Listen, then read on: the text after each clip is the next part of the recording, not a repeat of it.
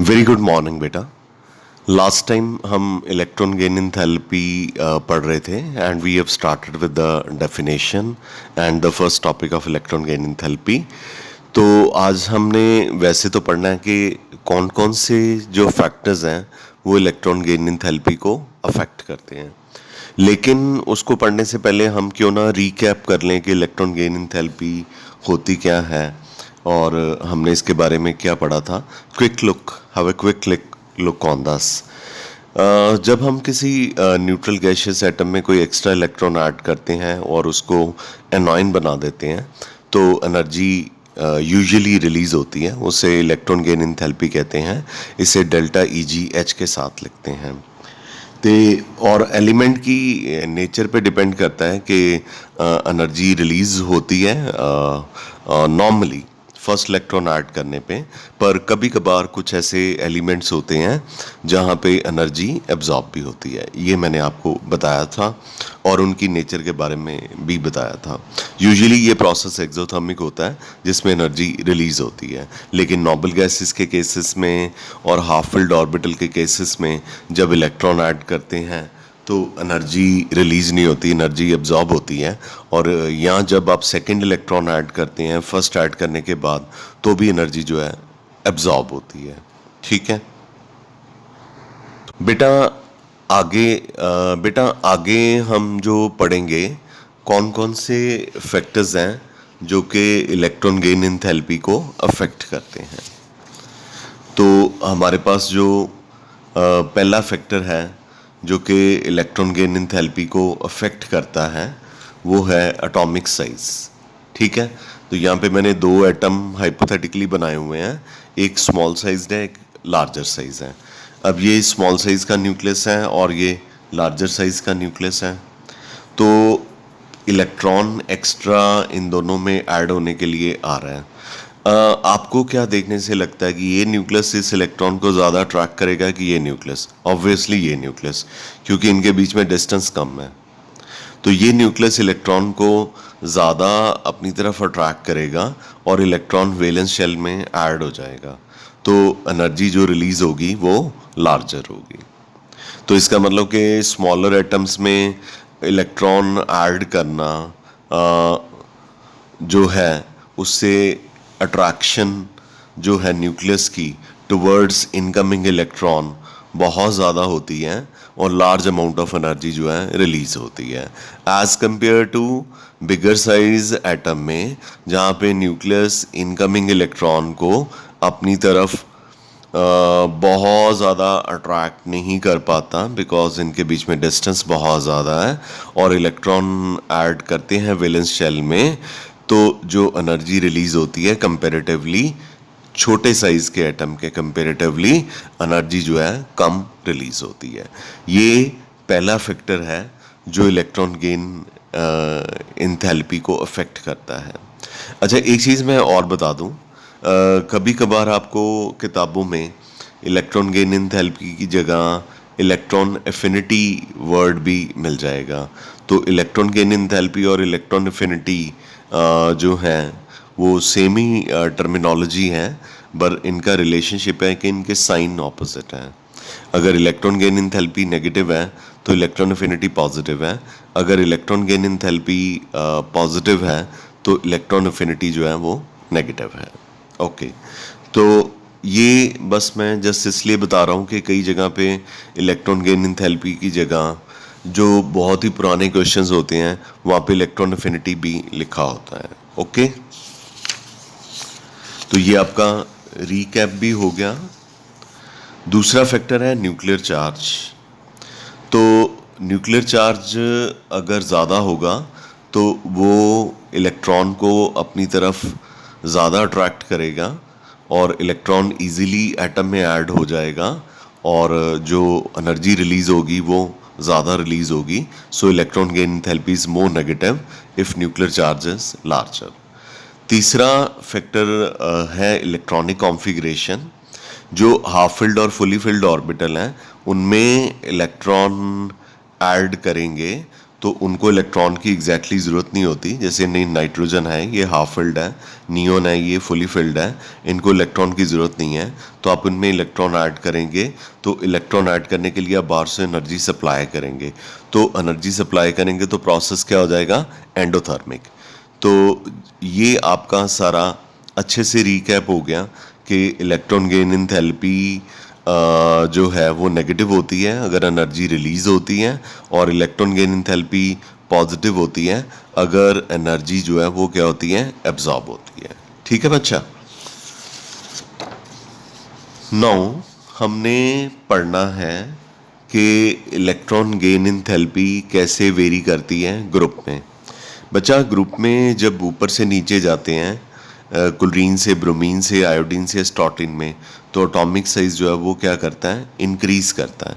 तो मैंने बताया था कि जब एटॉमिक साइज इंक्रीज करेगा तो न्यूक्लियस जो है एक्स्ट्रा इलेक्ट्रॉन को अपनी तरफ ज़्यादा अट्रैक्ट नहीं कर पाएगा, तो इलेक्ट्रॉन ऐड हो जाएगा, लेकिन जो एनर्जी रिलीज होती जाएगी बिगर साइज एटम में कम होती जाएगी। इसीलिए क्लोरीन से, ब्रोमीन से, आयोडीन से स्टॉटिन पे जाते हुए एनर्जी तो रिलीज हो रही है, पर एटम का साइज जो है वो बिगर हो रहा है, तो जो एनर्जी रिलीज हो रही है वो कम रिलीज हो रही है। जैसे क्लोरीन में 349, ब्रोमीन में 325, आयोडीन में 295 और स्टॉटिन में 270 एनर्जी रिलीज हो रही है किलो जॉल्स में। तो मैंने कंपैरिजन क्लोरीन से लेके स्टॉटिन तक किया है।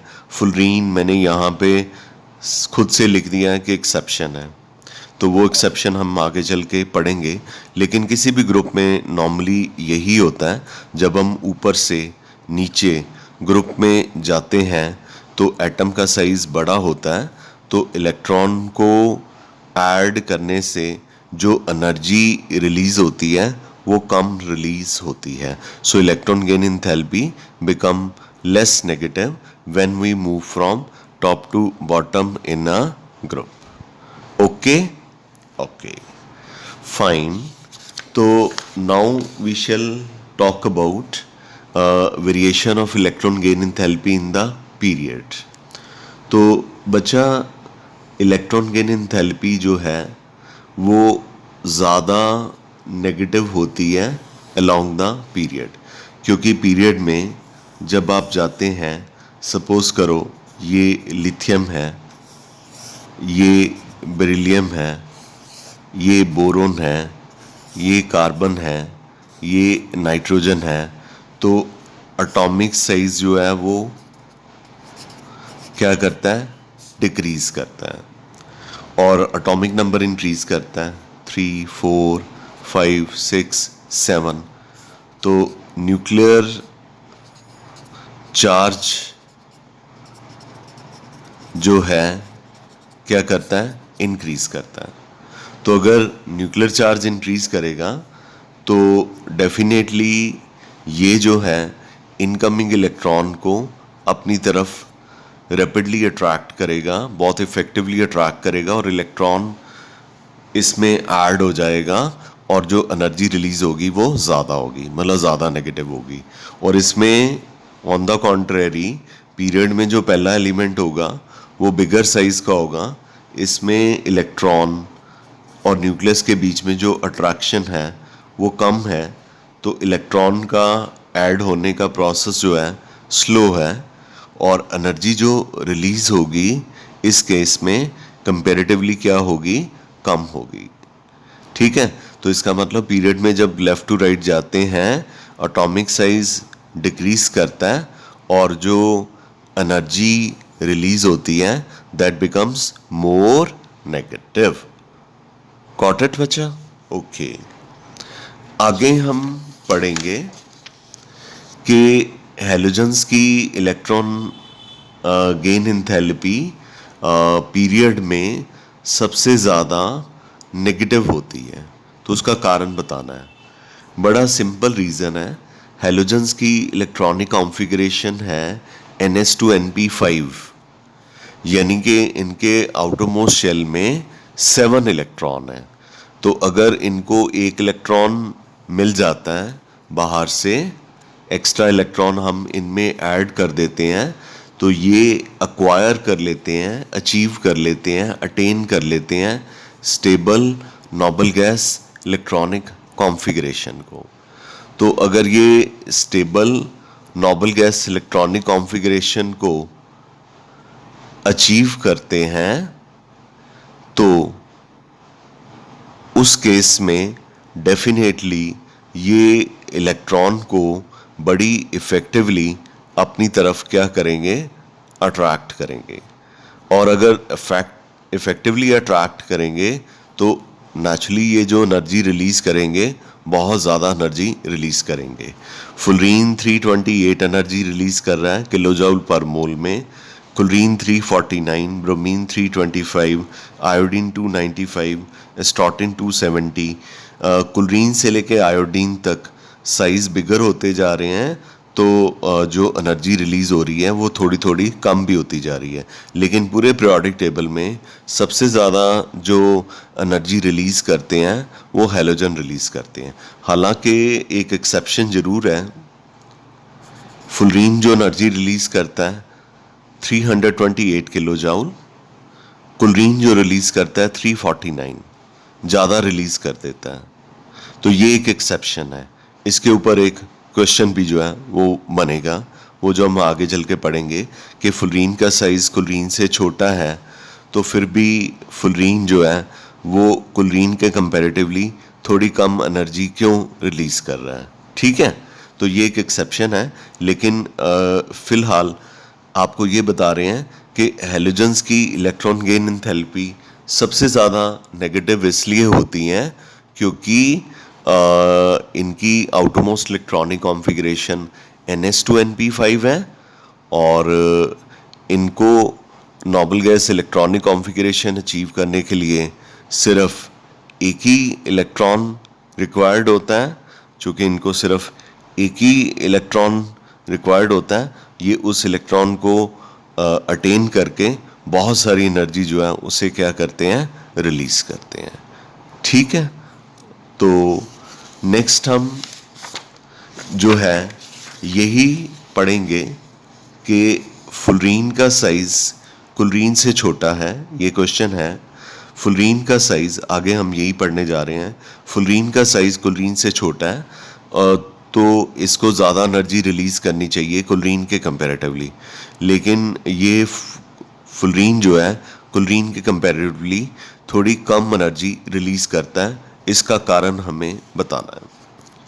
तो ऐसा है, फुलरीन अपने पीरियड में एक्सेप्शनली और अपने पीरियोडिक टेबल में एक्सेप्शनली स्मॉल साइज़ का है, जो कि एक इलेक्ट्रॉन जिसको सिर्फ रिक्वायर्ड है नोबल गैस कॉन्फ़िगरेशन अचीव करने के लिए। इसका एटॉमिक नंबर 9 है, कॉन्फ़िगरेशन 1s2 2s2 2p5 है। ठीक है, तो इसका जो 2p सबशेल है ना, ये बहुत ही कंपैक्ट है। बहुत ही कंपैक्ट है मतलब बहुत ही पैक्ड है। मतलब p में टोटल कैपेसिटी 6 इलेक्ट्रॉन की होती हैं, तो एक इलेक्ट्रॉन हो जाए तो नोबल गैस बन जाएगा। लेकिन 2p छोटा बहुत होता है।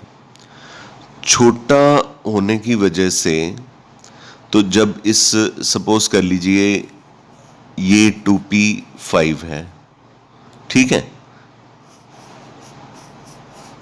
सपोज ये 2p5 है, तो आप इसमें एक इलेक्ट्रॉन ऐड करना चाहते हैं, तो ये बहुत ही कंपैक्ट साइज का है। तो इसके जो इलेक्ट्रॉन हैं वो आने वाले इलेक्ट्रॉन को रिपेल करेंगे। There is going to be electron repulsion. Electron जो that is coming from outside and electron which are present in the p subshell, there is going to be electron repulsion. So it's going to be very difficult to add next electron or extra electron into 2p5 subshell. But anyhow we have to supply some energy from outside, तो electron add हो जाता है। तो electron add होने के बाद चूँकि ये नोबल गैस अचीव कर लेता है कॉन्फ़िगरेशन को, चूँकि ये नोबल गैस कॉन्फ़िगरेशन को अचीव कर लेता है तो बहुत सारी एनर्जी रिलीज़ होगी। लेकिन एनर्जी रिलीज़ होने के साथ साथ हमने एनर्जी सप्लाई भी की है। जो सप्लाई की है उसको रिलीज़ की हुई एनर्जी में से माइनस भी करना पड़ेगा। तो एज ए रिज़ल्ट फुलरीन जो है वो कम एनर्जी रिलीज़ करेगा एज़ कम्पेयर टू कुलरीन के, क्योंकि जो कुलरीन है वो 1s2, 2s2, 2p6, 3s2, 3p5 है।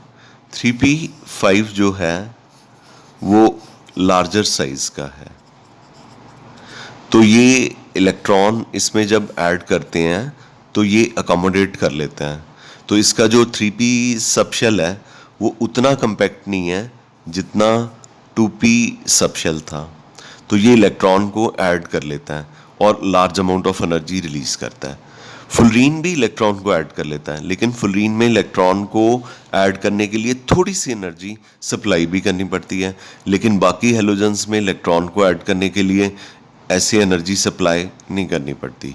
तो इसके रिजल्ट में जो फुलरीन है ये इनकमिंग इलेक्ट्रॉन को थोड़ा रिपेल भी करता है। तो इलेक्ट्रॉन लेकिन ऐड होने के बाद large amount of energy release होती है। Large amount of energy release होने की वजह से इसकी इलेक्ट्रॉन गेन एंथैल्पी तो काफ़ी लार्ज होती है, यानी ये 328 किलो जूल एनर्जी रिलीज़ करता है, जबकि कुलरीन 349 किलो जूल रिलीज़ करता है। ये फुलरीन की एनर्जी जो रिलीज़ होती है कुलरीन के मुकाबले में थोड़ी सी कम है। वो थोड़ी सी इसलिए कम है क्योंकि इलेक्ट्रॉन ऐड करने के लिए हमने थोड़ी सी एनर्जी इसमें ऐड भी करी थी। आई एम श्योर कि ये आपको क्लियर हो गया होगा।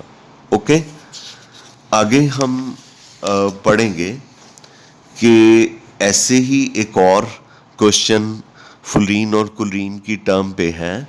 इसका आंसर आपने सेम वैसे ही डिज़ाइन करना है जैसे मैंने पिछला क्वेश्चन डिज़ाइन किया है। वाई इलेक्ट्रॉन गेन एंथैल्पी, जब हम कहें इलेक्ट्रॉन गेन एंथैल्पी तो मतलब फर्स्ट ही होता है, मतलब फर्स्ट इलेक्ट्रॉन ऐड करते वक्त। अगर सेकंड थर्ड हो तो स्पेसिफिकली मेंशन भी कर देते हैं। Why electron gain enthalpy of oxygen is less negative than sulphur. तो रेफर लास्ट क्वेश्चन, उसमें था why electron gain enthalpy of fluorine is less negative than chlorine. तो इसमें भी आपने वही आंसर देना है जो फुलरीन और कुलरीन के केस में दिया था। 2p सबशेल ऑक्सीजन का कंपैक्ट होता है और सल्फर का जो 3p सबशेल है कंपैरेटिवली लार्जर होता है। तो 2p सबशेल जो ऑक्सीजन का है उसमें जब इलेक्ट्रॉन ऐड करते हैं तो इलेक्ट्रॉन ऐड करने के लिए इलेक्ट्रॉन रिपल्शन होती हैं।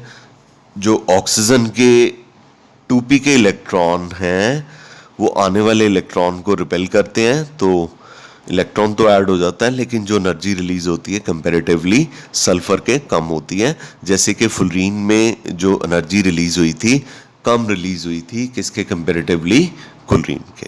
ओके, तो आज का जो एक और लास्ट क्वेश्चन जो मैं आज के वीडियो में लेना चाहता हूं,